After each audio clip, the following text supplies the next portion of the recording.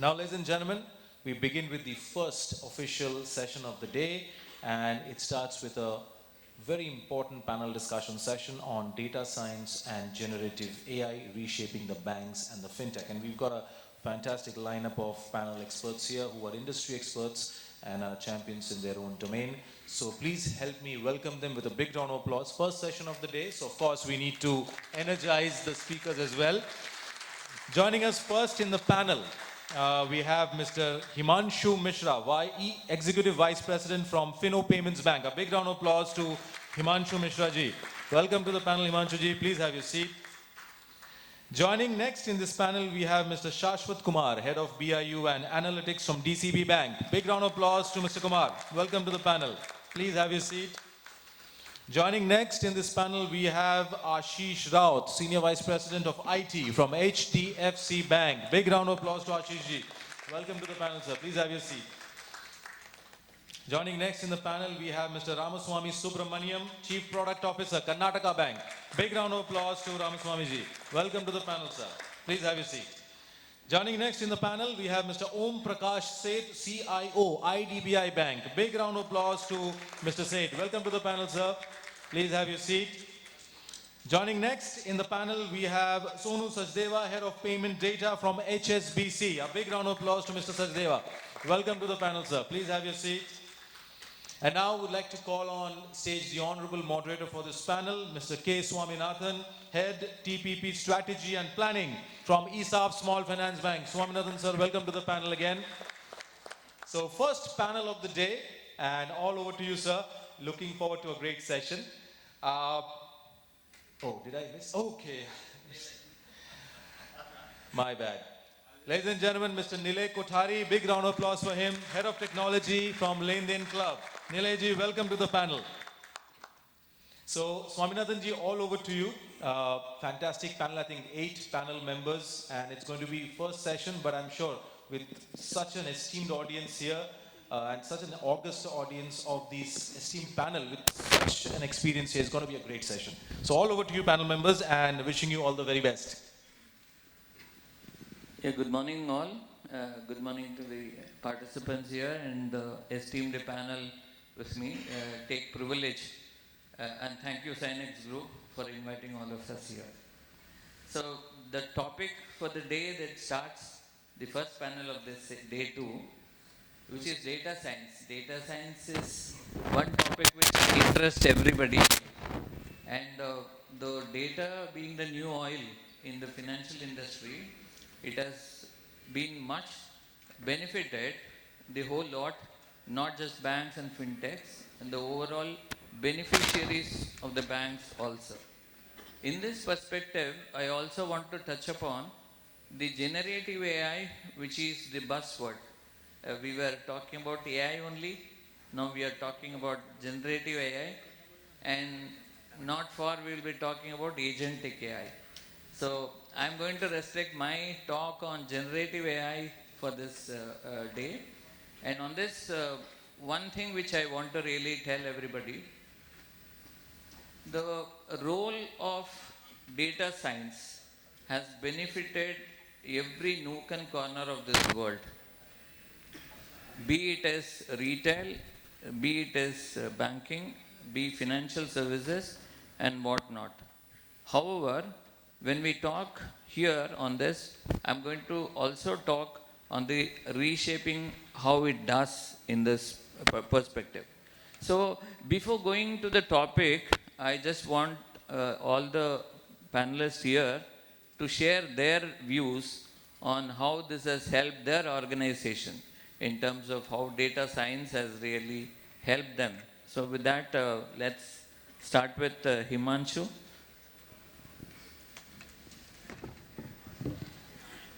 Morning, everyone. So, just small disclaimer that whatever views or opinion we are going to discuss would be my own personal and may or may not be of my organization. So, Fino can be one of the use case down the line 1 year because being a fintech is always you are at the thinking, and especially all the department leads saying that they are at the epitome of technological advancement. So once this Chat GPT-4 was introduced, we immediately all the uh, senior management met and we decided to form a small team on AI.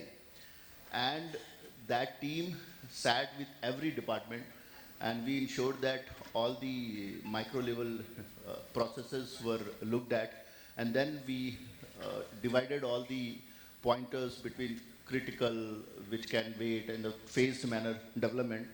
And then most of the items, what you would be amazed to know that we are trying to build our own wherever we can, starting from CRM to an extent FRM, AML, or the recon, or the or certain automation at data management, or the knowing the and the nitty-gritties of CRMs as well. So and the delivery should start happen in starting from 3 months to 1 year, 1.5 year. So we are taking this very, very seriously, and I'm sure all the banks, all the financial institutions are on it.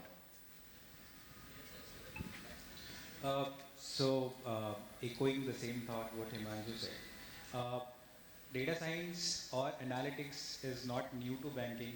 In fact, it goes as old as banking is. And the survival of data analytics and AI and now generative AI, with growing budget allocation to the same, talks about the difference that it is making in banking. Uh, if you ask me, within the organization or within the bank, we see a large demand coming from every nook and corner, as you said, every department of the bank, right from operations to risk to business uh, to verticals wherever they see the opportunity. Uh, Data science has evolved credit as a function, risk as a function. But now what we see HR getting interested, we see CPO getting interested, uh, we see a lot of demand in operations, especially post-generative AI coming in this space. If you look at it, have we started getting the benefits? Yes, ML part of it has already helped us identify prospects, risks, early warning signals, and it is kind of showcasing in the efficiency that the banks are building in. Generative AI, the benefits are yet to kick in. It's kind of chaos yet. We are trying and experimenting. We are saying where it is getting successful, we are trying to repeat those experiments. Wherever it is failing, we are saying that how do we change the experiment for the benefit. So all in all, analytics AI has definitely helped. Generative AI, the benefits are yet to kick in. A prominent player is SDFC. Can we hear Ashish ji? Two co-panelists, they spoke about the data science from business perspective. Let me put some use case from infrastructure and security perspective. Those are also data from an at least warning system for your attacks, cyber security attacks and all. And those things definitely makes a sense, like zero-day attack or etc. in the cyber security field, and where your whole business data are compromised.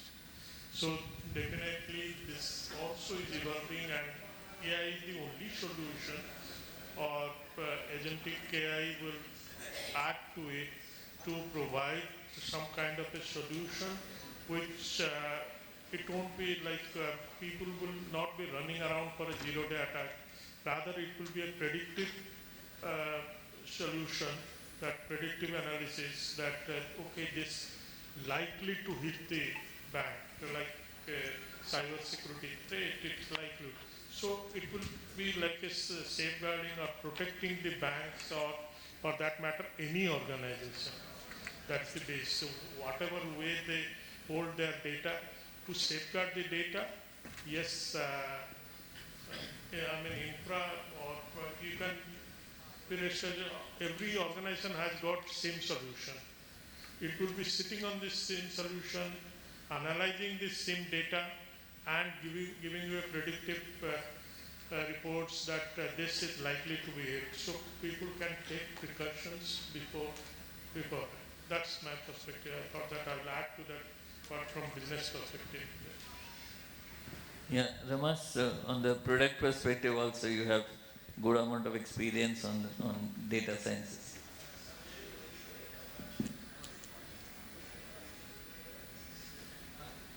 Yeah. So, firstly, good morning to all.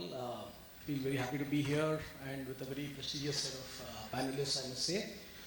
So, I will just start by making a few statements that I believe are true or will be true very soon. AI clearly is rewriting rules of business, and there's no other choice but for banks or institutions to adopt AI.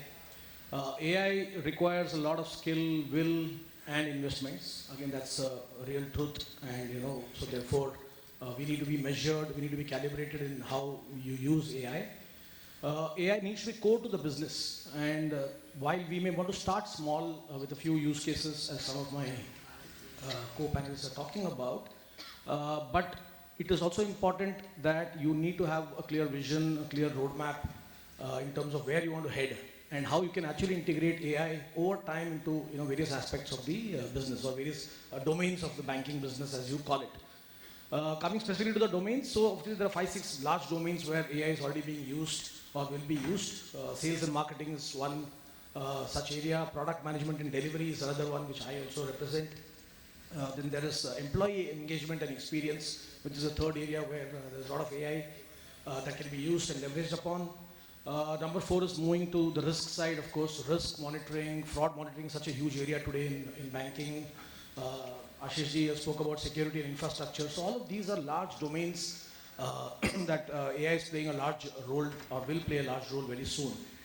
And each of these domains can actually be broken up into subdomains. And you can choose which is the area that you want to kind of focus on to start off your AI journey and then build upon that.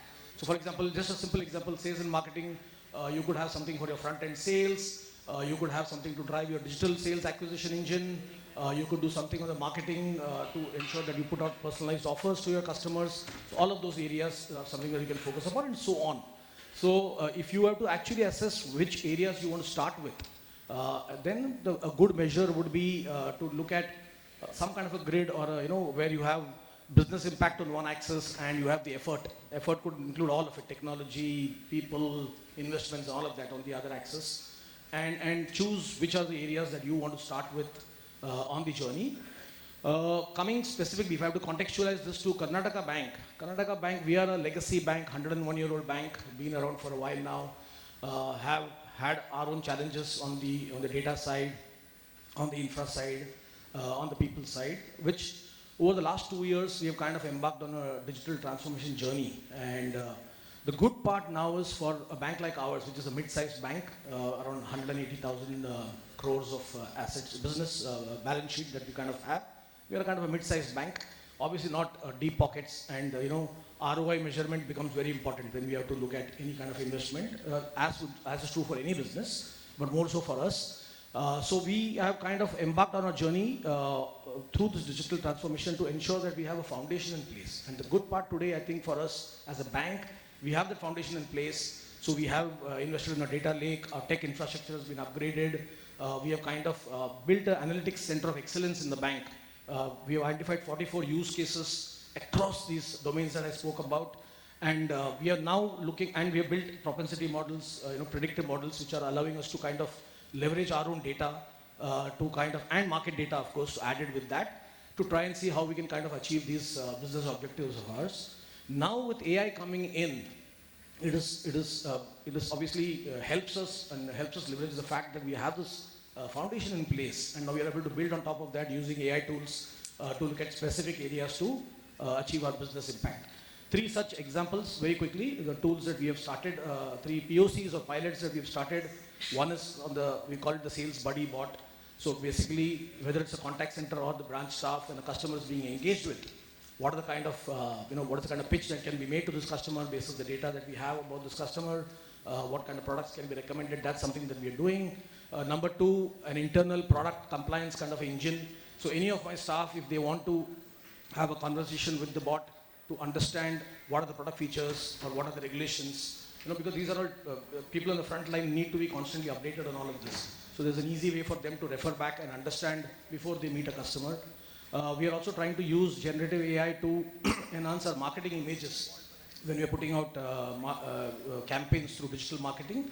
And the last use case that we are now experimenting is to help us validate, to ask the right questions and help us validate the customer interests and validate the leads that are being generated by our engine in terms of whether they're hot or cold. So these are 3-4 areas that we've started using it. We have some more use cases lined up. I think somebody here spoke about using for credit decisioning, especially in the micro, small segment, MSME segment. We want to use it at the contact center where we can use it for a service to sales conversion, depending on how the customer sentiment is or the customer insights are coming through, and several more. But yeah, the fact, I think the bottom line is we have made the start in this journey, and I think we are really excited about taking this forward as we go along. Thank you. Thank you. From Om Prakash ji, IDBI Bank perspectives. Thank you. Thank you. Good morning, all. So basically, as my esteemed colleague have said, that while the AI started a kind of back-end analytics, the initial role was more towards the fine-tuning or increasing the accuracy, precision of the decisions and making more effective decisions. But largely it started with the fraud risk or risk analytics in the back-end. It was more like extending the decisions which the traditional data analytics is doing. On top of it, how the AI can be employed to further fine-tune the decisions. But with the advent of Gen AI, now the AI has expanded more towards the front line. So it's not only the back end, it's also in the front line. And as my colleagues have said that in any department, any kind of activity, any kind of financial services, there is always a scope of employing AI to increase the efficacy, personalization, experience, and everything. Whatever the area we talk, there is a scope of AI to be deployed. So in view of that, we have also embarked the journey on AI. So what we are doing right now is that creating a centralized data warehouse, or we can say the data lake or lake house onto the cloud. The reason behind this that in my personal view, maintaining the big data or a large data warehouse on premise and running onto the AI requires massive infrastructure and scale actually. And that's something doing it on premise becomes a kind of challenging actually. It's a lot of capex investment and we may not be using entire that. And that's why the cloud seems to be the better fit. Now, what we are also doing is that creating a complete end-to-end data integration, creating a data pipelines to ensure that we get the best quality of data and with the real time that gets ingested. And then we are creating the AML models to run on top of this to create the business insights. Now the use cases which we have leveraged is largely on the fraud risk. It's, as I said, that it started with the fraud risk. So we have the AML models to detect the predictive analytics model for the fraud risk, for the transaction monitoring, customer onboarding, transaction monitoring, and detection if there is any fraud angle to it.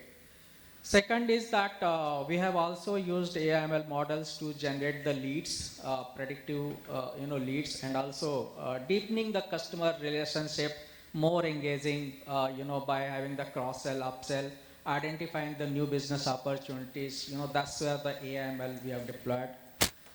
Third area which we are planning to do and the pipeline is that deploying the AML in the customer services and experience. So working onto the generative, we can say the conversational bot, where the customers can converse with the that bot, and with the agentic AI, it's not only that query kind of thing. You can actually give a command to get the task completed end to end. That's the power of agentic AI.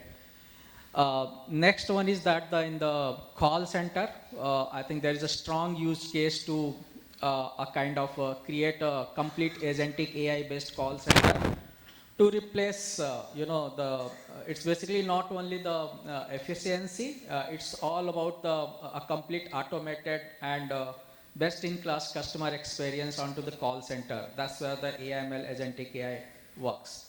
Beside this, we are also using the AI models for the credit underwritings and kind of exposure computations and NPA and all those things also productively we are doing it. So these all are the journey. The whole thing about the AI is that the maturity is still, that's the question. And so what is required is a very, very strong AI governance actually. If we don't have the AI governance, data governance, then I think it's going to backfire actually. So we are also setting up the data governance platform with the AI models where we are going to have a AI governance also implemented to ensure that the AI decisions remains relevant and within the kind of predicted latitude. It cannot go haywire. So there has to be something strong vigilance and monitoring on the AI outcome actually. So if we say that's why it's not completely AI, there has to be a bit of human supervision onto the decisions what AI is making to ensure that the decisions are accurate and relevant. Now if we see from the regulator side also, there is a lot more push for the AI. Where even there is a fraud angle, I think the AI is the best place. As we add more and more dimensions, the predictive analytics becomes much more accurate. So with respect to the fraud analytics, be it mule account, be it a kind of suspicious transactions, fraudulent transactions, there are the AML models, which are even the regulators are insisting to employ the AML models to detect the fraudulent customers at the time of onboarding itself. And second thing, basis on the transaction origination source point with respect to their lat long, their location, hotspots, we can detect that these transactions are fraudulent transactions and report it to that actually, report it to the I4C and other things. So if we see that, then the AI has gone everywhere, but more adoptions we are seeing into the risk and the business growth and the customer superior experience. I think these three are the major area where we would be deepening more the AML models. Thank you so much. Thank you, Om Prakash. Let's hear Sonu on this HSBC mature payment data space. I think mature is relative, but so, the way I've always looked at this entire data space is effectively there are three plays, right? One is the internal efficiency play, which all of us have talked about. Then there's a customer experience play, and then there's a revenue monetization play, right? I think having probably done these two discussions and worked with AWS and GCP, everybody is reasonably mature on the internal efficiency. All of them do everything that's been mentioned. The customer experience play probably on the likes of Amazon, Netflix, they do much more better than banks, right? And the revenue monetization maybe in bits and pieces, but not as much as it can be, right? And another thing is the nature of analytics is also changing. Till about a couple of years back, processes would run once a week, overnight, and it was okay. There were no issues. Perfectly okay, everybody's happy. Now that has changed to real time, which means the tech required to do all of this is also different now, right? The investment that tech needs is different. The access to data, the type of data that tech needs is also different, right?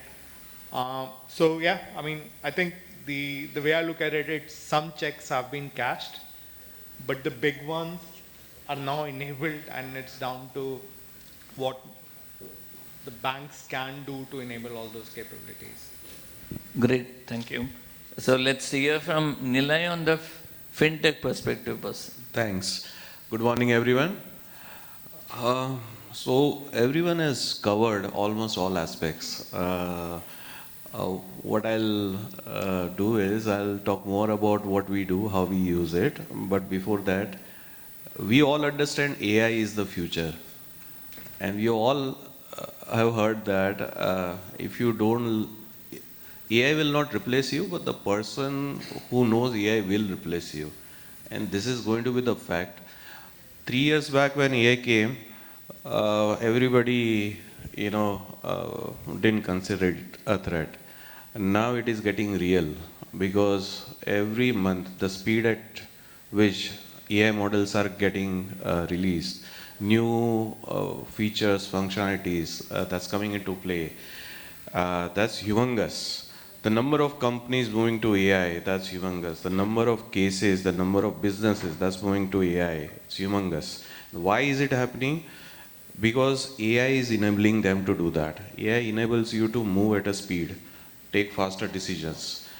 We understand these basic things and then it becomes easy for us to adopt AI. At Lending Club, we are a B2C fintech company, peer-to-peer lending. Okay, so for us, users, we communicate directly.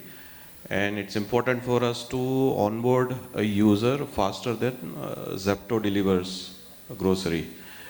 And that's where we use data science and analytics, AI the most. Credit and collection, these are two critical areas for all the lending institutions. And more you experiment with that, faster you become. So far we have built models that helps us take the user through this process within a second. Of course, it requires a lot of data processing, a lot of variables, and a lot of experimenting. But that is something possible through AI. The whole journey is digitized. And slowly everyone is moving towards that. While on the collection side, it's the same thing. All of us are from the same industry, so we understand what experiments are happening. Same goes with customer experience. We are also experimenting many things, voice bots, automated emails. So, but like everybody said, while this is all in experimentation phase, slowly it is moving towards a definitive replacement of the traditional way of handling things. People are adopting, people are moving towards that.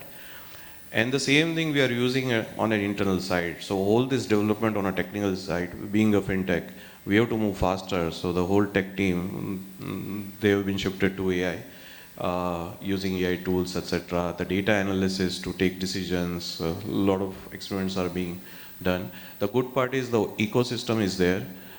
Companies who provide AI like Google, Amazon, Microsoft, they are ready to help you define use cases and move forward. And we are making best use of it. Thank you. Yeah, thank you. In fact, we got a lot of interesting points from every aspects of banking because we have different banks, typically from payments to new gen and foreign banks, etc. So fintechs, etc. So I just want to dwell on one point, Himanshu, this question on the strategic implementations, or I would say the implications of integrating AI into this governance, risk, compliance, etc. You can touch upon what implications that you look at while integrating AI into this. So, any solution what we work upon, a lot of guidelines you are under with, starting from RBI to NPCI to various regulatory agencies. Not only that, the quantum of business what you do. So it's like we are processing around 1 crore transactions every day, which is from partners to our own in-house, on us and off us, both the transactions.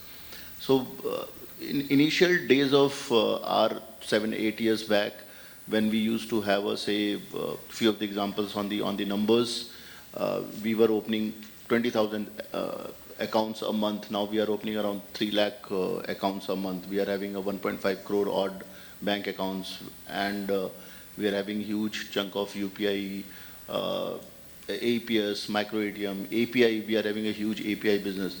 So as you grow on the volume side, a lot of requirements or a lot of capacity built up which is required on the FRM as well as on the AML side, which you have to upgrade all the time. So one is to improve on the architecture on the tech side, on the mainframe.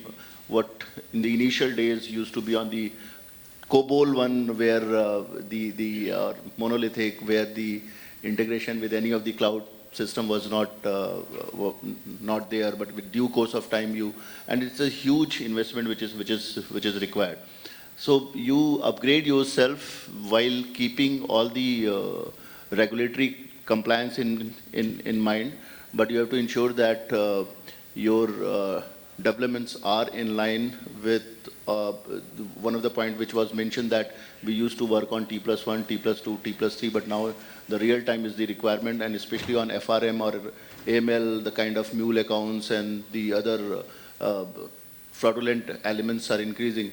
We have to be updated with the changes which are there. So you have to be one step ahead, and then it is important that you keep on evaluating your tools, what you imply on the transactions, and the daily monitoring and daily changing your not only on the ML side, but now we have integrated many bots, and then we are also working on the AI and generative AI or even agentic AI as well, to ensure that we are updated in the market.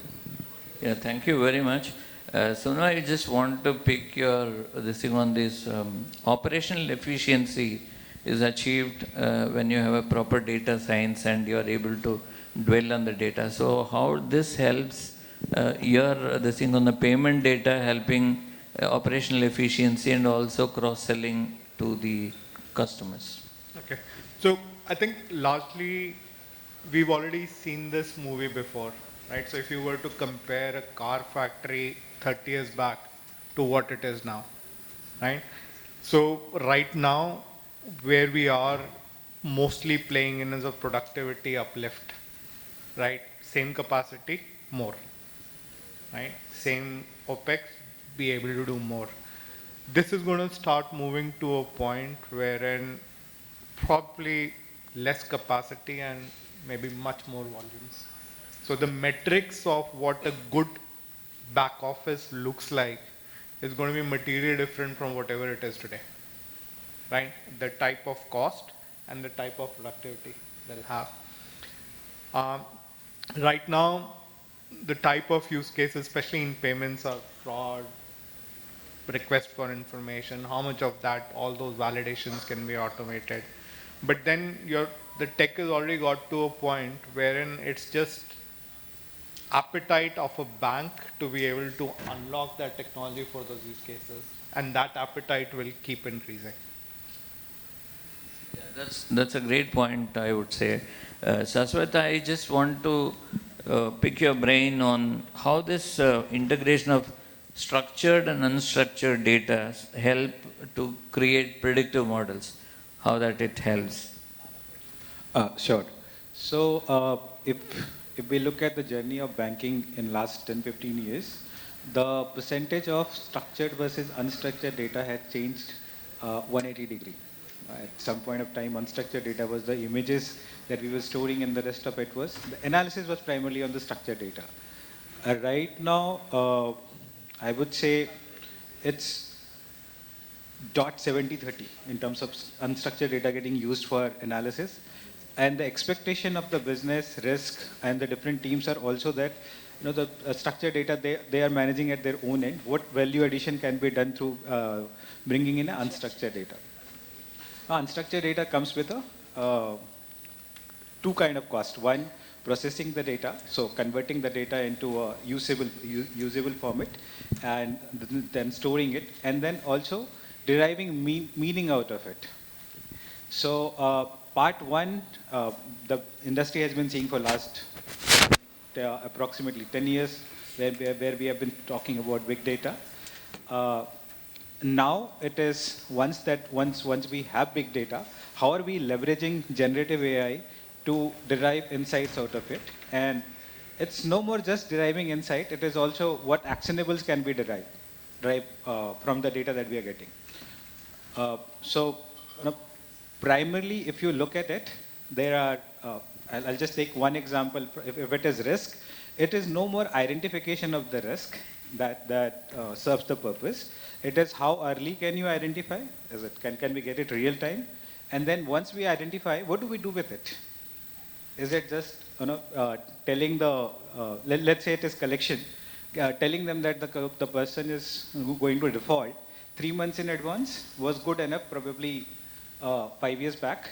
Today they would want it that in next 1 month, who would do a bounce or who would get into 0+ or into 90+, and also tell them action plan. Some of them, who of these customers are going to pay back on their own, who will pay back on a nudge, who will pay back probably on a where we'll need to call them up, and how many times, when do you start calling them.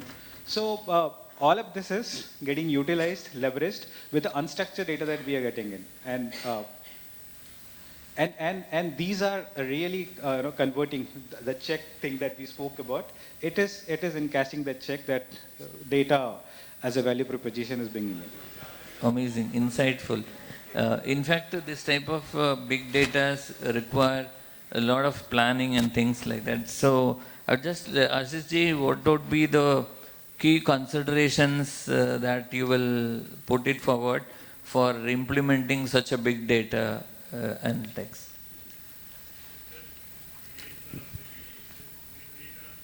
Yeah, any big data platforms which we use in terms of it. So what do you think that we should have key strategies? Is it that all these applications should be routed and all streams flowing into one particular place? And what are the key considerations?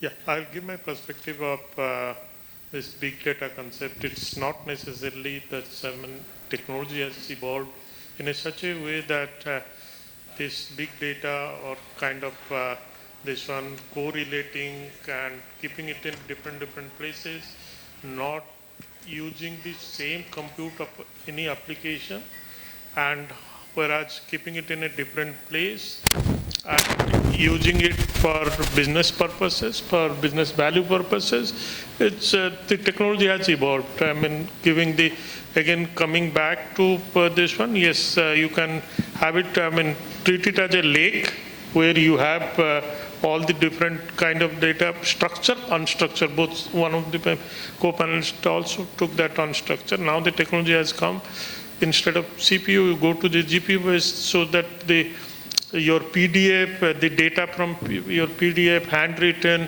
from everywhere you can capture those data, the data source, and keep it in a particular place, which is your, combined with, now with that data, you can, that lake, you can have your all various kind of,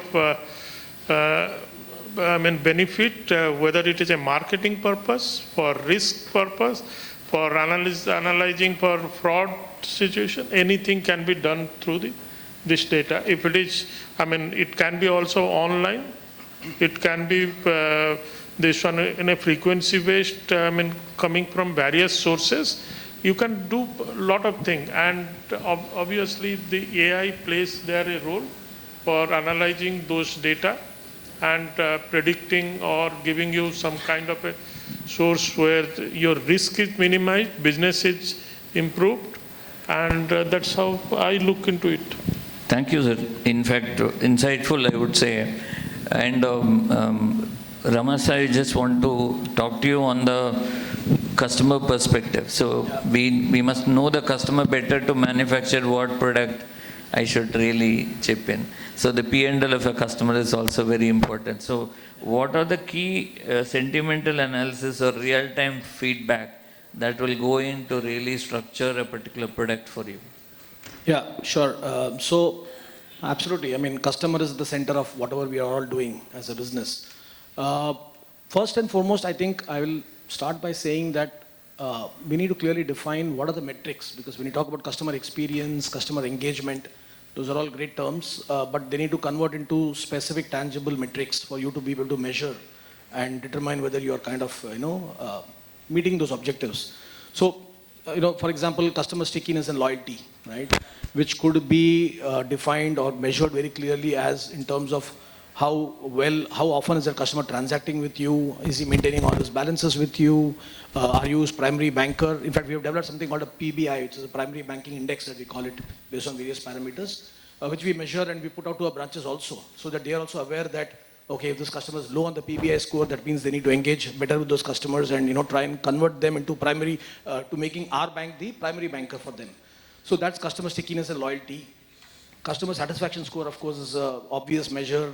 You have NPS and many other, techniques of measuring customer satisfaction, which also tells you how happy or satisfied the customers with whatever you're kind of putting out there. From a bank's perspective, customer share of wallet becomes very critical, right? So if my customer is, which also translates for me as a product guy into more products per customer. So the more products that the customer is buying from me, I know that I'm getting more share of his wallet. I'm, getting more stickiness from this customer. I'm getting more loyalty. And then, of course, the last and important measure is customer profitability, which is something that internally I also would want to measure, because if I'm kind of attracting the wrong set of customers into the bank and they're not profitable, then obviously I'm not going to make money and it's not going to make any sense for whatever we are doing as an organization. So these are 3-4 metrics that, I would want to obviously first kind of lay down very clearly, put targets in terms of where we are and where we want to be, and then look at what I need to do from the analytics and the AI side. Now moving to the data side, because I think my colleague here spoke about data. So obviously there are various forms of data available when a customer is engaging with the bank. There is one obvious data set is the application form that the customer is filling in, which will give you enough amount of information about demographics, education, income, number of dependents, all of those things. Just very important data, which is structured data that we get. Then there is the transaction data, very, very important data, which tells you a lot about this customer in terms of their preferences, where are they spending their money, what kind of expenses, what is the lifestyle, what are their needs, how is their behavior.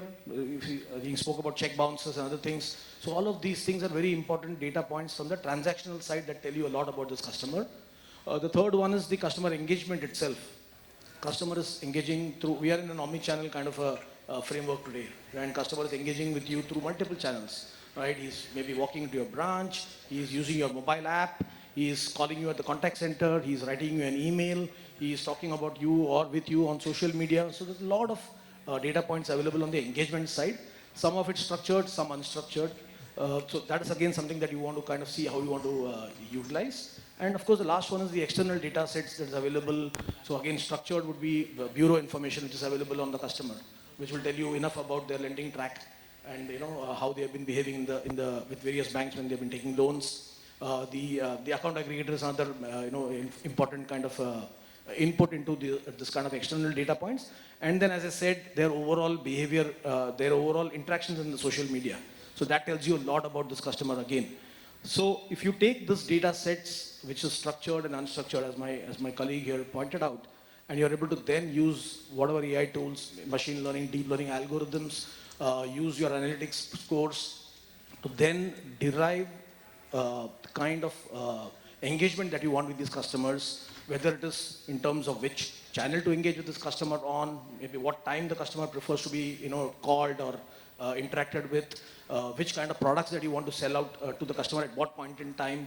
All of those things are something that you can actually do well, and that will then automatically result in an uptake in the customer metrics that we spoke about. And customer metrics going up obviously means your business objectives are being met. So that's the way I would look at it. Thank you. Om Prakash, I just want to pick a thing on very few words, like specifically on the infrastructure that is available for carrying out such data analytics, data science. Besides, do you think that AI talents are readily available on the talent strategy point of view? Are we ready right now, or should we have to wait, or we need to run some academy for our requirements? What's your views? Thank you. I think it's a very relevant question, actually. So With respect to the infrastructure, I think there is a huge investment done by multiple, cloud native companies like Google, Meta, many other companies. They have invested a lot. There are ready to deploy infrastructure available where we can deploy our models. So it's not only that their own models, they also provide a kind of open extensibility where you can deploy, your own developed model or other models actually. Uh, but to most important thing is that the model deployment is one thing. What is more important is the underlying data, because ultimately the model will perform if your data is set right. So getting all kind of data with respect to the variety, volume, and velocity, all three together. There has to be a voluminous, there has to be a variety. It has to cover structure, unstructured all, and then there has to be a coverage an entire thing. So that massive data, setting it up with respect to the right data quality. I would like to stress again over here that the data quality is still a concern. So a lot of infrastructure and the AI and the digital to be put onto the data ingestion side as well. The data setting up, as I said earlier, that we can do on-premise, but on-premise is going to be very challenging, and that's where the cloud plays the important role, where the scalable, massive scalable infrastructure is available. And then there are the platforms made available where we can host, like Google Gemini, ChatGPT 4, or Cloudia, or OpenAI. These all we can do. So infrastructure point of view, it is available by and large on the cloud. It is available. From the resource point of view and skill point of view, I think that's very, very pertinent question, and it's a challenge actually. First thing is that, of course, there is a lot more, AI resource incubation in progress. I would say the human resources and the skill and talent, they are getting built up, but actually, if you see, there is a huge scarcity. The reason behind this that the AI is something which has not touched only the organizations. It has touched deep dive, tier 4 cities. Every citizen is touched by AI, and there is a huge demand of AI resources. So there is a cutthroat competition to get the AI resources, and building the right skills is important. So what we are doing is that setting up a center of excellence for the AI, working with some of the premium institutes like IITs, getting the AI resources all created and especially curated for our own needs actually. That's something where we are. So I think it's a hybrid kind of a strategy where we get outsider and we have our own talent and creating a mix of the team and then building that team. The one of the very important thing is that, like earlier we were doing more like in-house, software development kind of thing. Now we need to have our own in-house AI talent. That's very, very much required. It cannot be 100% outsourced. It might be initially 70% outsourced, but outsourced percentage need to be brought down and in-house need to be more. Thank you. So, Sonu, one few points on what you advise for the banks to really do much on this data science and AI. Your few points. I think from my perspective, and again, the journey that we are seeing internally, the nature of use cases are changing, right? What till about 5 years back used to be operational data store, transactional data store, and analytics data store. Now all three are converging into one, right? So which means there is an underlying change which is happening in the tech, which is then further enabling an underlying change in the expectation that the tech needs to meet. And then that has a third edge to that triangle, which is the capability of people to be able to deliver with that tech, that expectation. Right? Fantastic point. So, Nilay, on your closing remarks, fintechs have to work very closely on this aspect with the banks. How happy are you?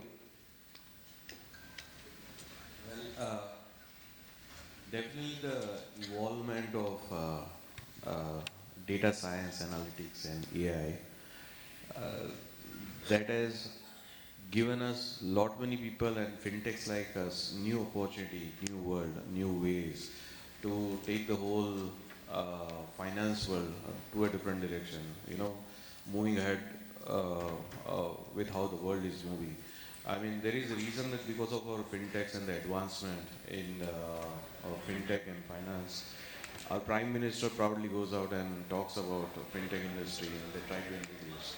So if you ask me, yes, I'm very much happy because no matter what others think or believe, looking at the progress of India in data science, analytics and AI and the kind of solutions we have built and the kind of progress we are making, we have a really bright future.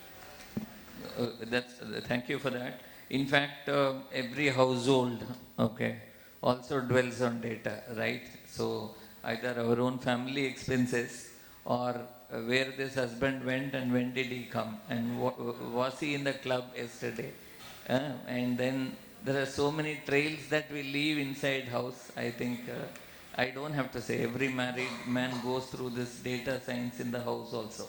So, and I do not know how these people in the house are going to use AI for that. Are they going to ask ChatGPT how to tackle my husband? Okay. So, generative AI are going multimodal and now a lot of channels available. I think when I say these words, my panel and also the audience really resonate with. I can see some happy faces, and that way it's going to help us a lot. Okay, segmenting it, segmenting, comparing the one guy with the neighbor. Okay, so the purchases that we make, lot of data science that we do in our households. Do we not? Yes, we do. So that way it's going to really shape us all, and banks and fintechs are going to be much better than what it is now, and it's going to really help us to move forward. And with the compliance, the risk, especially the governance, risk and compliance, if it is really tight and good, I think it will lead to really high speeds. Say for example, I give you a Lamborghini, but I say that there are no brakes, you will not drive it at all, though it can go touch 180 kilometer speed in 5 seconds.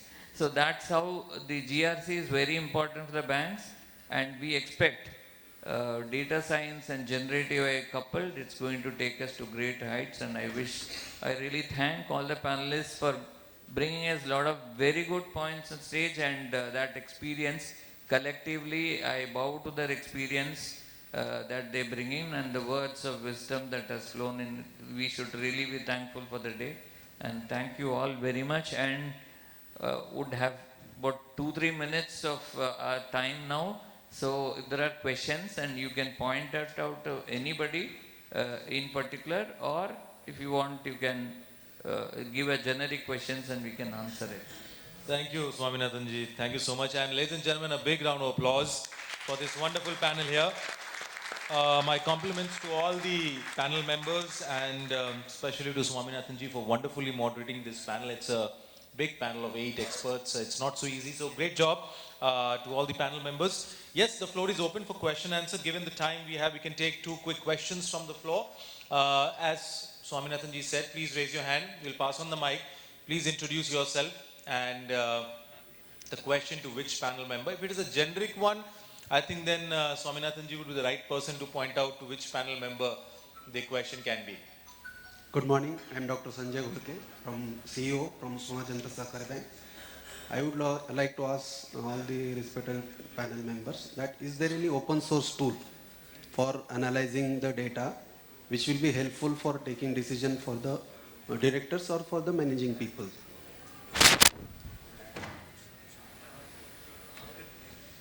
There are quite actually. Actually, the good thing about the AI and data analytics that there are a lot more open source tool. There are Perplexity. There is a lot more open source, models, tools are available. Now, we can take that and we can build it. on top of it, but there are a lot more risk attached to it actually. So while we take the open source, but we need to put up a lot more due diligence and a lot more, with the caution we need to use. The reason behind this that if these models misbehaves, then it's very difficult to control that damage actually. So we can go to any, Git or Kaggle, or there are many, open source models, tools, it is available. If you have the right set of people who knows deep dive onto this modeling, they can do, take it out, the studios, model studios, they can take, and there is, Python and Jupyter, and there are many open source platforms are available, these languages are available. We can write the front end to interact with the models and get the results generated actually. Some forums are there which are going to support such kind of tools. Red Hat or just Python. Yes, Red Hat, OpenShift AI, there are, and even there are basically you will find a lot more partners also coming out to help you and to be part of your journey to using the open source analytics tools actually.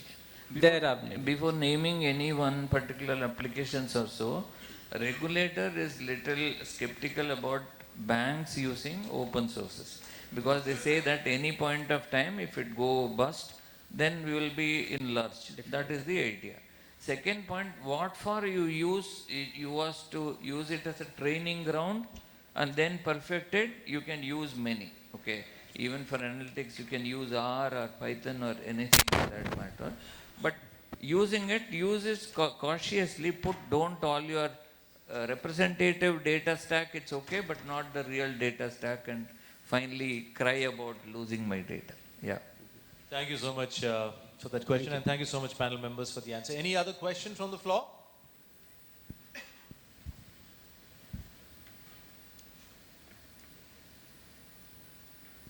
Yeah, thank you. Okay, so thanks once again to the panel members. I would request the panel members to kindly be seated. Would like to call on stage Mr. Jacob Tang from Finastra to kindly come on stage and felicitate our esteemed panel of experts here. Jacob, thank you so much. Please come on stage for the honors. We'll start first with Mr. Himanshu Mishra from Fino Payments Bank. A big round of applause, ladies and gentlemen, to Mr. Himanshu Mishra for his wonderful contribution in the panel session.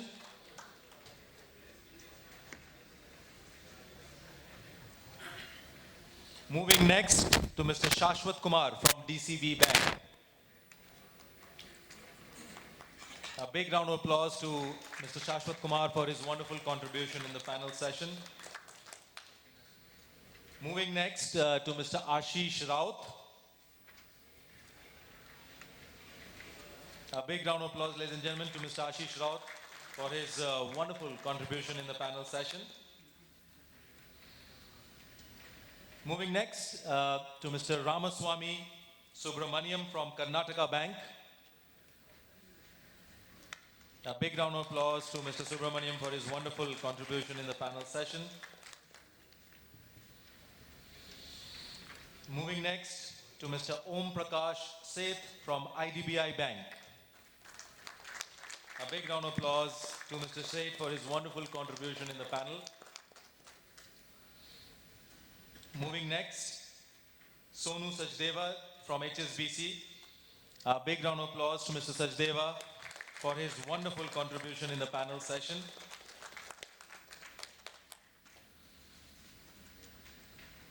Moving next to Mr. Nilay Kothari from Lindin Club. A big round of applause to Nilayji for his wonderful contribution in the panel session. And now our honorable moderator for the panel, Mr. K. Swaminathan from ISAP Small Finance Bank. A big round of applause to Swaminathan ji, not just only for his knowledge sharing, but also for wonderfully moderating this panel. Honorable panel members would request all of you to kindly step forward for a group photo. Jacob, if you could also join them on stage for the group photo.